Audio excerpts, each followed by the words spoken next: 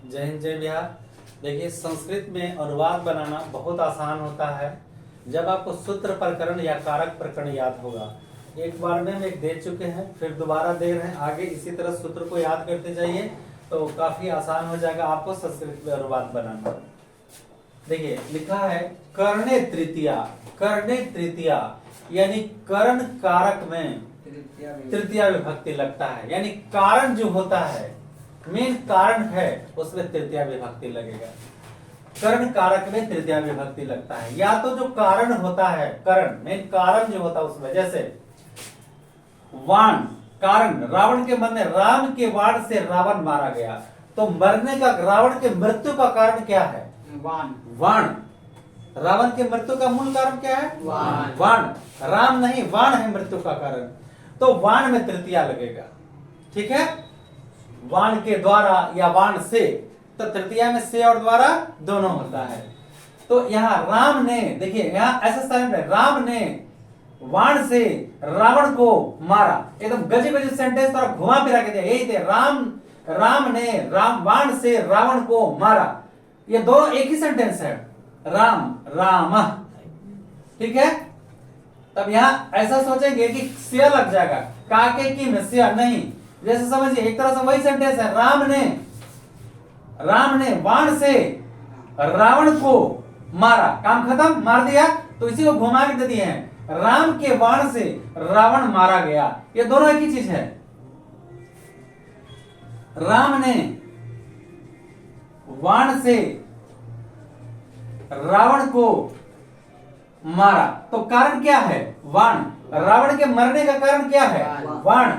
तो राम, यहां पर भी होगा राम ने। यहां ऐसे से नहीं लगाएंगे, लगा दे तो गलती तो नहीं होगा, मगर किया भी जा सकता है। राम क्या कारण क्या है मरने का? वाण।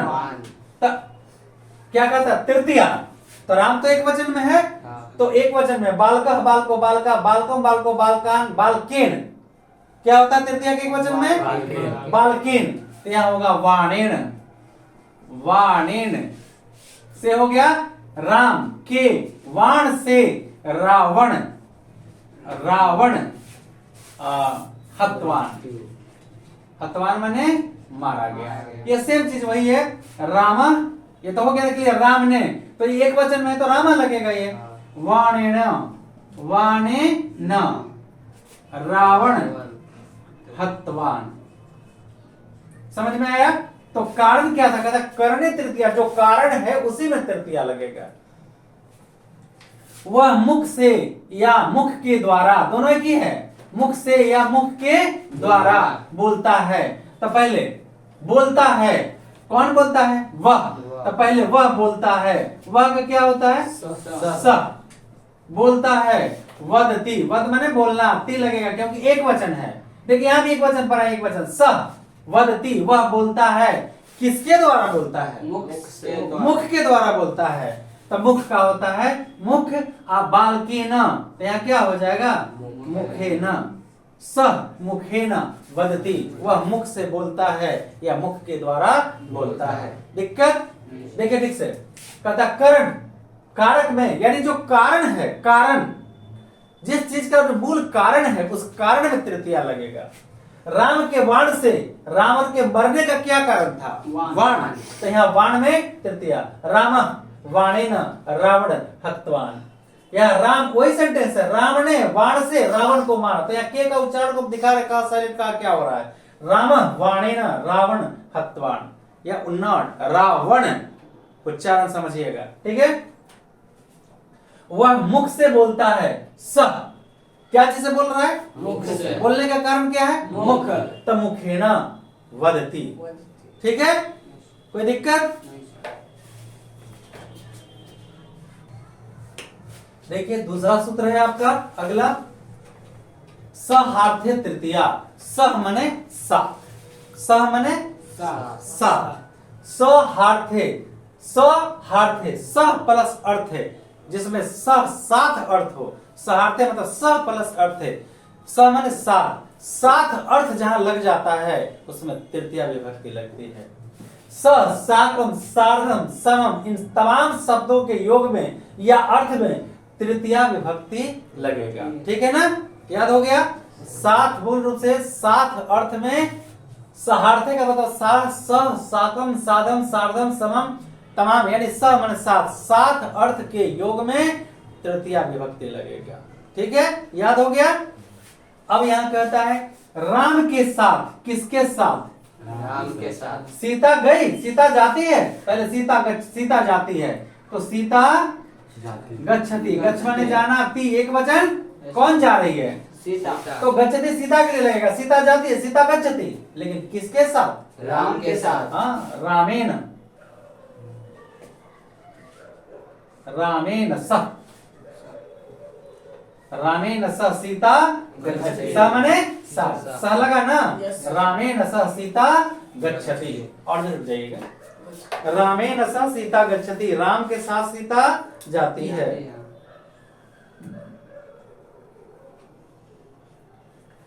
यहाँ उच्चारण में टवर्गी न होगा, संदेह था, वही हम देख रहे थे। ठीक है, हाँ, जैसे रामायण में राम प्लस अयन चेंज हो जाता है, उसी तरह से यहाँ म था इसलिए शक लग रहा था।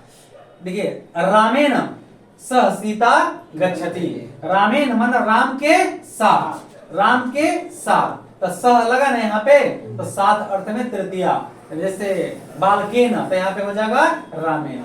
इसके बाद राम के साथ सीता वन गई, राम के साथ सीता वन गई, चली गई। रामेण सह, रामेण सह सीता वनम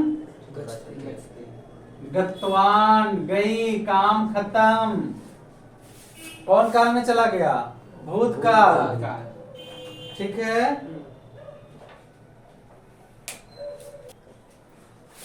देखिए अपवर्गे तृतीया। अपवर्ग क्या होता है? कार्य समाप्ति या फल प्राप्ति को अपवर्ग कहते हैं। जैसे कोई काम कर रहे हैं, अब काम खत्म हो गया, या कोई काम किया उसका फल आपको प्राप्त हो गया, तो कह रहा है अपवर्ग मतलब कार्य समाप्ति या फल प्राप्ति को अपवर्ग कहते हैं।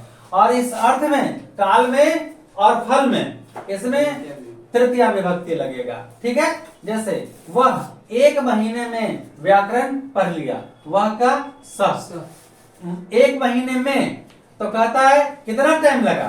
1 महीना। हाँ, क्या कहा? काल और मार्ग, दो चीज में कहा ना, तो समय कितना लगा? 1 महीना। तो इस समय में तृतीया लगेगा, स मासेन, मासेन। ठीक है, 1 महीने में व्याकरणम। देखिए, ये सब्जेक्ट वर्ब ऑब्जेक्ट, वह पढ़ लिया, क्या पढ़ा? व्याकरण पुस्तक। कहाँ गया? पटना। तो यह क्या है? कर्म है, ये व्याकरण कर्म है। स मासेन, इसमें तृतीया लग गया, बालकेन। व्याकरणम, व्याकरणम काहे होगा? जैसे पुस्तकम होता है ना, तो व्याकरणम। अपठत, पठ बने पढ़ना, भूतकाल है, और जुड़ेगा, तो देख ले। अधितम या अपठतम, अपठतम या अधितम भी होता है, अधितम। ठीक है, और देखिए एक और है इसमें, एक कोस जाते जाते उसने कहानी कहना समाप्त कर दिया। एक कोस जाते जाते उसने कहानी कहना समाप्त कर दिया। कहानी क्या हो गया? खत्म हो गया ना। एक कोस तक, तनी क्रोसम, क्रोसम, क्रोशेना होगा, देख लेते हैं, क्रोशेना होगा, क्योंकि काल है ना, ये क्या है? क्रोस, दूरी हो गया, मार्ग हो गया, क्रोसेना। देखिए यहीं पे देखिए दूरी कितना है? 1 कोस, मतलब क्रोसेना कथाम और कथयत, कथाम भूतकाल, और जुड़ जाएगा आगे अकथयत। लेकिन कौन कहानी का होगा? कोई कहने वाला होगा ना, कौन है? वह, तो वह या उसने। वह या उसने। देखिए उसने है ना, सह क्रोसेन, एक कोष जाते जाते, कथम कथा कथाम और कथयत। जैसे अभी क्या लिखे थे, क्या है मेन, पढ़ना है या कहना है, क्या कहना है, कथा कहना है ना, तो इसमें क्या हो जाएगा, व्याकरणम कथाम। समझ में आया? देखिए अगला है इथम भूत लक्षणे, इथम भूत लक्षणे या उपलक्षणे तृतीया। नहीं कहता है लक्षणे खराब है, तो वही लक्षण को पहचानना है लक्षण से, ठीक है। इथम भूत लक्षणे या उपलक्षणे तृतीया, जब कोई व्यक्ति किसी विशेष चिन्ह या लक्षण से पहचाना जाए, जब कोई व्यक्ति किसी विशेष चिन्ह या लक्षण से पहचाना जाए, तो उस लक्षण विशेष में तृतीया विभक्ति लगेगा, उस लक्षण विशेष में तृतीया विभक्ति लगता है, ठीक है। क्या लिखा है, पुस्तक से छात्र जाने जाते हैं। कैसे पता चला कि छात्र है, पुस्तक कौन सा लक्षण था, किताब। तो किताब ही बता दिया कि विद्यार्थी है, तो लक्षण क्या है, जो हाथ में लिया उसको, पुस्तक लिया उसको क्या कहेंगे, विद्यार्थी। तो यहाँ देखिए जो मेन लक्षण है वो कारण पुस्तक है, कारण क्या है, पुस्तक है। तो विशेष लक्षण जो चिन्ह है उस चिन्ह में तृतीया लगेगा। तब पुस्तक का क्या होता है तृतीया, पुस्तक, हाँ पुस्तकेना, छात्र का छात्र, जानना माने प्रतीत होना, प्रतीयते, पुस्तकेना छात्र प्रतीयते। जैसे हल से कृषक जाने जाते हैं, हल से कृषक यानी किसान, हल से किसान जाने जाते हैं। हाँ किसान जाने जाते हैं। अब कांधे पर जब हल लिए तो क्या आप पहचानिएगा, हाँ तो लिखेंगे हलेना, हल, हल से हो गया हलेना, कृषक प्रतीयते, प्रतीयते, हाँ फुल स्टॉप। बंदूक से सैनिक जाने जाते हैं, ऊपर फुल स्टॉप। हाँ बंदूक से सैनिक जाने जाते हैं, बंदूक से सैनिक जाने जाते हैं। बंदूक का होता है कंदुका, कंदुकेन, ठीक है। या बंदुकेन नहीं आएगा तो बंदुकेन भी लिख सकते हैं, कंदुकेन सैनिक प्रतीयते, प्रतीयते, ठीक है। पोथी, पोथी से ब्राह्मण जाने जाते हैं, वेद से ब्राह्मण जाने जाते हैं। वेदेना, वेद से, वेदेना ब्राह्मण प्रतीयते, ठीक है। देखिए संप्रदान चतुर्थी, संप्रदान कर्ता ने कर्म को करण से संप्रदान के लिए, संप्रदान के लिए। तो कहता संप्रदान चतुर्थी, संप्रदान कारक में चतुर्थी विभक्ति लगती है, जहाँ संप्रदान रहेगा। तो यहाँ क्या है, के लिए, किसके लिए, के लिए, ब्राह्मण के लिए, इसमें चतुर्थी लगेगा, इसमें ब्राह्मण में स, ब्राह्मण के लिए। तो चतुर्थी में कर्ता ने कर्म को करण से संप्रदान के लिए, चतुर्थी बालका बालका बालका बालकम बालका बालकेन बालका भ्याम बालका है, बालकेन बालका भ्याम बालकाय होगा ना, तब ब्रह्मणाय, ब्रह्मणाय, ब्राह्मणों के लिए भोजनम, क्या, हाँ वह भोजन पहले वह पकाता है, तो सह पचती, पच माने अति जोड़ देंगे, पच माने पकाना, अति जोड़ देंगे, सह पचती, वह पकाता है, क्या पकाता है, हाँ तो यहाँ पर हो जाएगा भोजनम, का है कि क्या होता है, बालकम, ठीक है ना, कर्म हो गया, कर्म हो गया। ये किसके लिए भाई, तब ब्राह्मणों के लिए, ब्रह्मणाय, ठीक है, ठीक से समझिए पहले। ये कुछ भी भारी नहीं होता, सबसे पहले वह पकाता है, सह पच माने पकाना, अति जोड़ देंगे, प्रत्यय, स पचती, वह पकाता है, तो क्या पकाता है, तो भोजन पकाता है, वह पुस्तक पढ़ता है, तब पुस्तक का पुस्तकम, तब भोजन का भोजनम, वह भोजन पकाता है, ठीक है। तो किसके लिए पकाता है, तो संप्रदान चतुर्थी, ब्राह्मण के लिए, ब्रह्मणाय, ब्रह्मणाय, स ब्रह्मणाय भोजनम पचती। समझ में आया? देखिए दानार्थ है चतुर्थी, दानार्थ है मतलब दान अर्थ, दानार्थ अलग अलग करिए, दान अर्थ। तो दानार्थ है चतुर्थी, दान अर्थ में चतुर्थी विभक्ति लगता है। तो किस में? जो देता है उसमें या जिसे देते हैं उसमें? तो जिस व्यक्ति को दान आप दे रहे हैं उसमें चतुर्थी लगेगा। जिस व्यक्ति को आप दान दे रहे हैं उस व्यक्ति में चतुर्थी लगेगा। देखिए जिसे कोई चीज दी जाती है किसको दे रहे हैं आप? जिसको दे रहे हैं उसमें चतुर्थी लगेगा। साफ लिखा है उसमें चतुर्थी लगेगा। राजा दान देता है, किसको देता है? ब्राह्मणों को। तो ब्राह्मण में देखिए मेरे समझ से ब मेरा ह एकरे में म तब न लगता है, ऊपर का में कुछ मिस्टेक हुआ था। ठीक है? हाँ तो पहले राजा देता है, नृपः या राजा, नृपः नृप माने राजा, नृपः राजा देता है, राजा देता है, नृपः ददाति। ठीक है? हाँ आप इसमें जुड़ गया ना तीन। नृपः ददाति राजा देता है, क्या देता है? वस्त्र। तो वस्त्र का क्या होगा? वस्त्रम। चलिए समझ में आ रहा है ना? तो राजा पहले देता है, उसके बाद क्या देता है? वस्त्रम। मतलब क्या है? कर्मणि द्वितीय, कर्म क्या है? वस्त्र। तो वस्त्र क्या हो जाएगा? वस्त्रम। राजा वस्त्रम ददाति, राजा वस्त्र देता है। अब किसको देता है? जिसको देता है ओकरे में चतुर्थी लगेगा। तो बोलिए चतुर्थी में बालका बालका बालका बालकम बालको बालकान बालकेन बालका भ्याम बालकाय बालकाय बालकाभ्याम बालकेभ्य। काय गो ब्राह्मण जी हैं जी? बहुत सारे हैं, एगो नहीं है।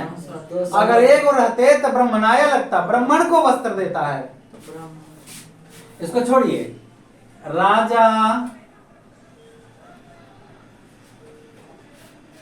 ब्राह्मण को वस्त्र देता है तो हो जाएगा नृपः, नृपः वस्त्रम। ये कर्मणि द्वितीय, इसमें कोई परिवर्तन नहीं होता है जी। वस्त्रम ददाति, ये जो लगता है इसके अनुसार लगता है, तो ददाति हो गया। हाँ नृपः वस्त्रम ददाति देता है ब्राह्मण को। कहे को ब्राह्मण है? एक ब्राह्मण, एक है ब्राह्मण। ब्राह्मणाय चतुर्थी, ब्राह्मणाय। लेकिन राजा वस्त्र देता है, कहे को ब्राह्मण है? ब्राह्मणों को। बहुत सारे, पता नहीं क्या है। तो क्या हो गया? बालका बालको बालका बालकम बालको बालकान बालकेन बालका भ्याम बालके बालकाय बालका भ्याम बालकेभ्य, यानी ब्राह्मणेभ्य।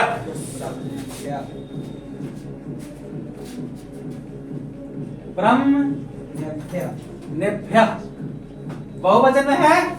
नृपः ब्राह्मणेभ्य, नृपः ब्राह्मणेभ्य वस्त्रम ददाति। समझ में आ गया? कोई दिक्कत है? अब बन जाएगा ना? देखिए ये बहुत इंपॉर्टेंट है, कई बार आ चुका है परीक्षा में।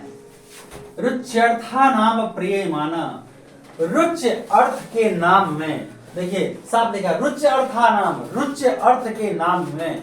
रुच मतलब रुचना, अच्छा लगना। जिसे कोई चीज अच्छी लगती है, जिसे कोई चीज अच्छी लगती है उसमें चतुर्थी लगता है। ये नहीं कि जो चीज अच्छी लग रही है उसमें नहीं, जिसे कोई चीज अच्छी लगती है, पसंद है, उसमें चतुर्थी लगेगा। अगर लड़का को लड्डू पसंद है तो लड्डू पसंद किसको है? हाँ, तो लड़का में लगेगा ना कि लड्डू में लगेगा।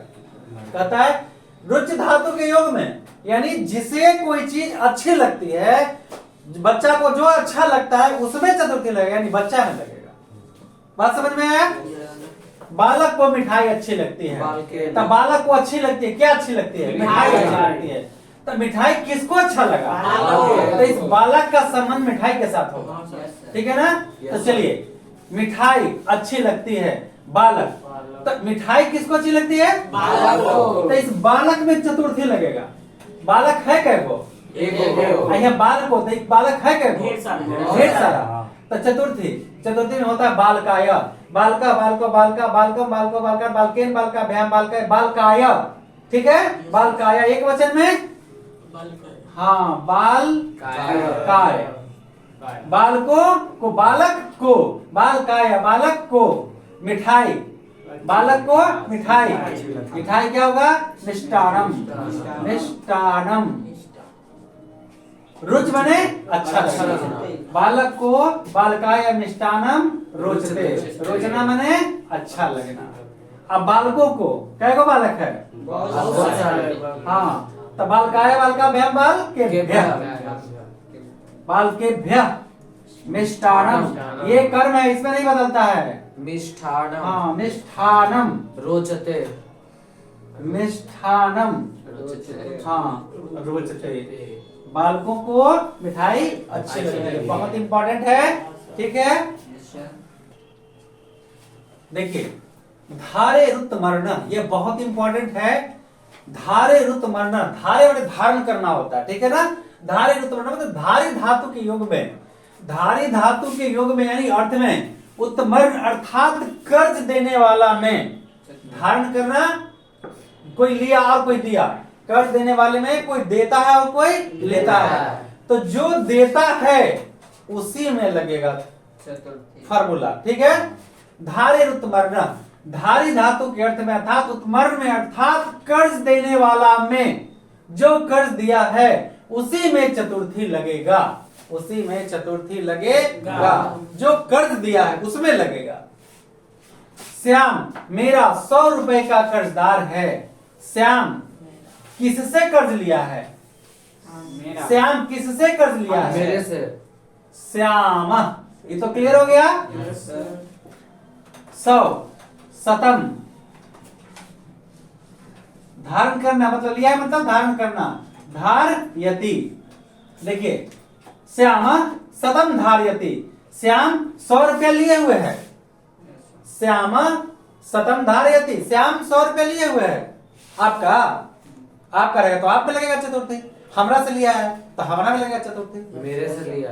मेरे से लिया है तो अहम माने मैं या मेरा, अहम आवाम वयम मया आवाभ्याम अस्माभि मयि आवयोस्तु के बाद में चतुर्थी महम आवाभ्याम अस्मभ्यम, महम आवाभ्याम अस्मभ्यम, ये चतुर्थी का है। ये चतुर्थी का एक वचन का है ना, मैं तो एक ही वचन में हूं ना, इसलिए महम। म ह य म, देखिए ठीक से कैसे लिखाएगा। मयम होता है म ह य म। श्याम मयम सदम धारयति, श्याम मयम, मयम महयम आधा है, मह आधा है।